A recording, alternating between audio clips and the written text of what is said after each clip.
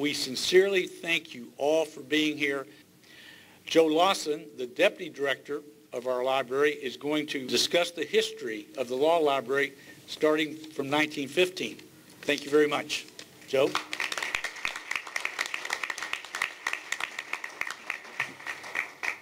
Thank you, Vince. I would like to thank everybody for joining us on this historic day for the Harris County Law Library. Just this week, the Harris County Commissioners Court designated today as Harris County Law Library Day throughout the county in honor of our Centennial Celebration, and we would like to thank the court for their support.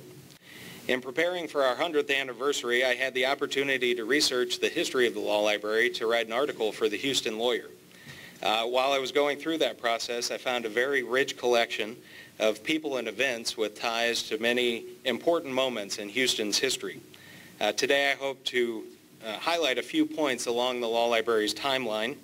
However, I won't be able to cover everything. It is 100 years after all. And so I would encourage anyone who would like to know more to visit our exhibits around the Law Library, including our video exhibit, and also to visit our digital exhibit on our website, that is harriscountylawlibrary.org/100. So when talking about the history of the Harris County Law Library, we really have to start at the year 1870. That year is when the Houston Bar Association was established, and the first president, Peter Gray, called for the creation of a law library for Houston's growing bench and bar. In addition to serving as HBA president, Gray also was the original founder of the firm that would become Baker Botts, and he was an associate justice for the Supreme Court of Texas. Many years passed before Gray's call led to serious efforts, but in 1913, 7 prominent members of Houston's legal community incorporated the Lawyers Library Association for the purpose of raising funds to establish a law library. Several members of the association's board were very influential people in Houston's growth during the early 20th century, and I just want to tell you about 2 of them here. The first treasurer was Captain James A. Baker. He is, of course, a well-known figure at the firm Baker Botts, but he also had a role in the formation of Rice University, which is, of course, one of Houston's greatest institutions.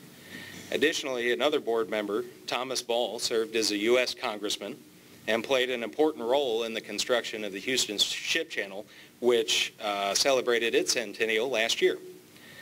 He is also the namesake of Tomball, Texas, for his work routing rail lines through that part of northern Harris County.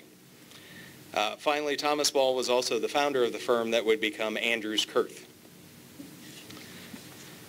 So between 1913 and 1915, the Lawyers Library Association raised funds by selling stock in the company. And by 1915, the board had raised enough to buy a small legal collection and enough to furnish a library. They had also arranged for the library to be located on the top floor of the then new Harris County Courthouse, which of course today is the 1910 courthouse. With everything in order, they set October 1st, 1915 as the date of the grand opening, and they invited members of the local bar to attend. Today we celebrate the centennial of that grand opening in the same fashion.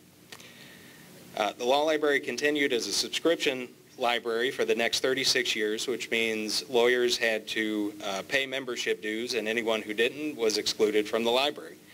In 1941, though, the Harris County Commissioners Court voted to transition the law library to a public institution that was open to attorneys, judges, and litigants throughout Harris County. The court vested management in the HBA's Law Library Committee, and under their guidance, the library's collection expanded greatly throughout from the 1950s through the 1980s, and it was regularly called the finest law library south of St. Louis in HBA bulletins. Today, the Law Library Committee continues to be a beneficial partner. In 1986, a significant advancement came to the Law Library in the form of a Westlaw terminal named Walt. We were one of the first public law libraries at that time to offer online legal research, and of course today the role of digital research has expanded greatly, and we offer resources to our patrons through our public access computers in greater quantities than the founders could have ever imagined in 1915. Moving forward in time to 2011, the Law Library joined the office of Vince Ryan, Harris County Attorney, And the Law Library has benefited greatly from the support of the County Attorney's Office, especially in 2013 when we moved from the 17th floor to the first floor of this building. At that time, we became much more accessible to all of our patrons, usage doubled, and we were also able to greatly increase the digital resources available to everyone. 2 years later, of course, brings us to today when we celebrate our century of service. Again, I want to thank you for celebrating with all of us, and I would like to introduce Mary Ann Sears, the Director of the Harris County Law Library, who will talk about the Law Library of today.